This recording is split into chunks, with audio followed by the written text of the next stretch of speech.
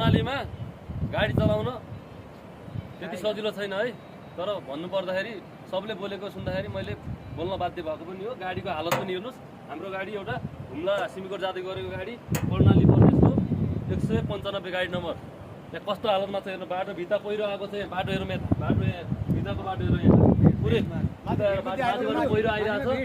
यता पुरै यहाँ गाडी जस्तै यो पहिरो आएर गाडी यहाँ भित्र हाल्ने ठाउँमा उता हल्का आफ्नो साइड ल्याउँदा पनि गाडी यत्रो माथि आइसकेको छ। गाडी यहाँसम्म आइसकेको छ तानेर। गाडीले यता तानेर कच्चा बाटो भएर यस्तो तल कहाँ पुग्यो छ। यहाँसम्म धेरै होइन 1-2 घन्टा ढुक्नु पऱ्यो भने गाडी यहाँ तल नदीमा जान पनि सक्छ है। नदी पनि जान सक्छ तल, यहाँ भर छैन। तर के भन्छन् यहाँ अब हेर ड्राइभरको हेल्थ छडाइरह।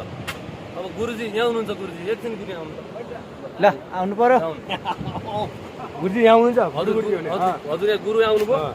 गुरुजी अब कस्तो कसरी भनिदिनु त बिदा शब्द। यहाँ आएको माथि यस्तो ढालमै छ तैरो आउटो देखिएन। अब तपाईँको तानेर माथि आयो गाडी कतिरो खिच्यो अनि गलत।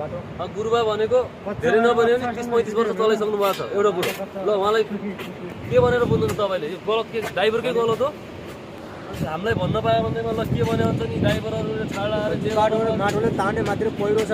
माटो ठिक छ। पहिरो गाडी धुल माऱ्यो गाडीको हिँडतिर के अरे मसिन बोलाएर तान्नु पर्ने भयो।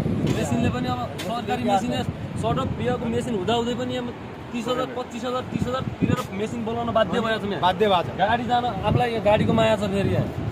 तर यो लास्टै गलत भइरहेछ कर्णालीमा। तर हामी ड्राइभरलाई गलत भनिरहेछ। तर यहाँ न पुलिस गतिले त न ट्राफिक सब हामीलाई पेल्ने मात्रै बोलाउँदाखेरि आउनन्।